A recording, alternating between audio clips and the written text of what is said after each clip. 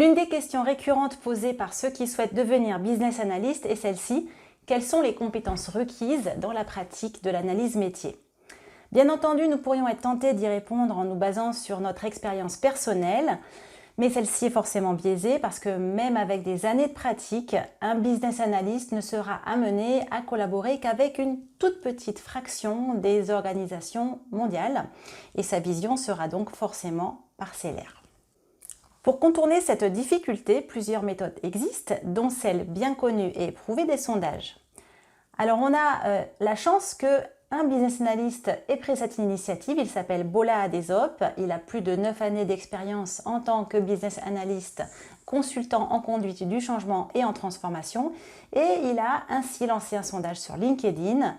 Il a contacté 150 business analysts intervenant un peu partout dans le monde et il a réussi à récolter 107 réponses.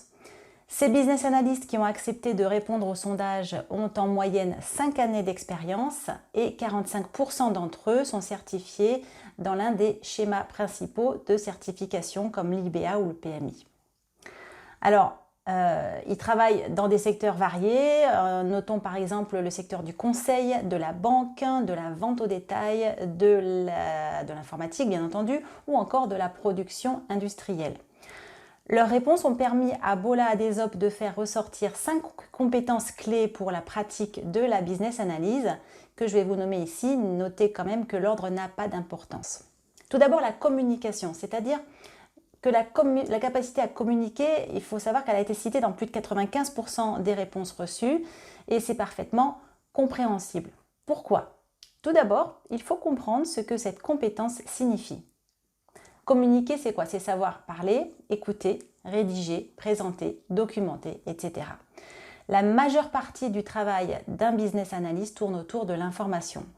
Il doit savoir éliciter, analyser, partager ou encore retraiter l'information et c'est la raison pour laquelle la compétence en communication est définitivement l'un des prérequis indispensables pour réussir dans ce métier. Le type de questions, la manière dont vous les posez, la façon dont vous traitez les questions qui vous sont posées définiront les prochaines étapes de votre travail de business analyst. Les choses que vous entendez également, la façon dont vous les entendez et vous les interprétez, tout cela constitue la base de votre travail. Plus de 70% des business analysts sollicités ont répondu que la majeure partie de leur travail consistait à obtenir, recueillir, traiter, présenter des exigences et de l'information.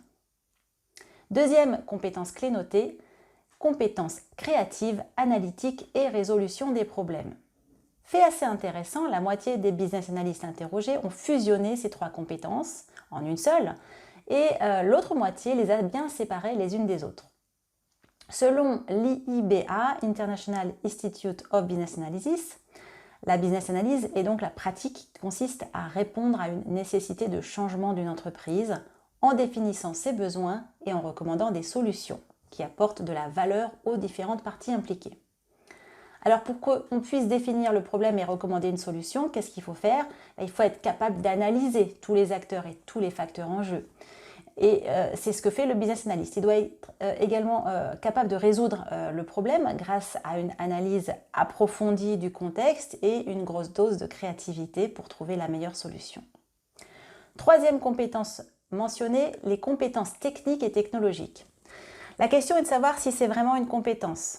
Ça se discute, certains parleraient plutôt de connaissances techniques.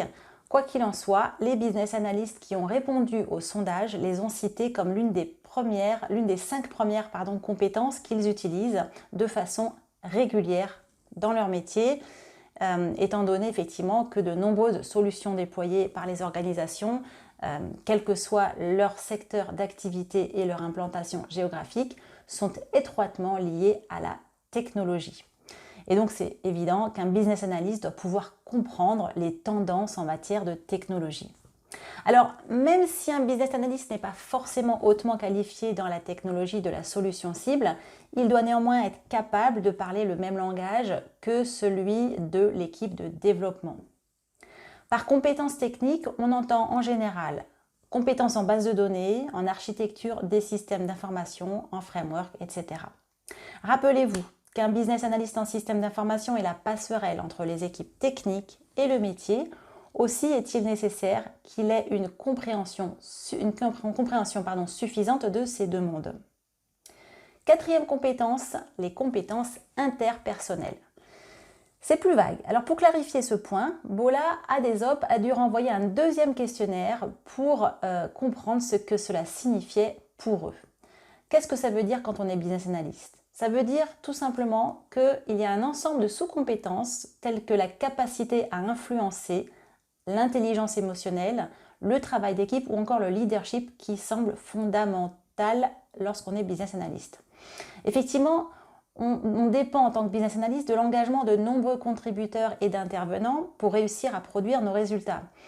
Et étant donné la nature humaine de ce relationnel, un business analyst a besoin de beaucoup de compétences interpersonnelles pour mener à bien sa mission.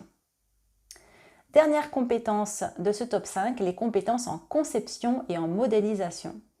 Une grande partie des livrables que doit produire le business analyst sont des modélisations d'un état futur souhaité.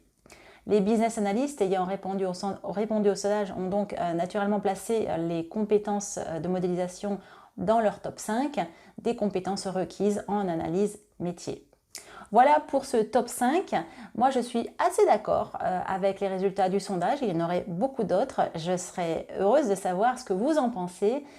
Et si vous pouvez tout me mettre en commentaire, ça serait encore mieux pour que vous partagiez vos commentaires et que je puisse y répondre. À bientôt!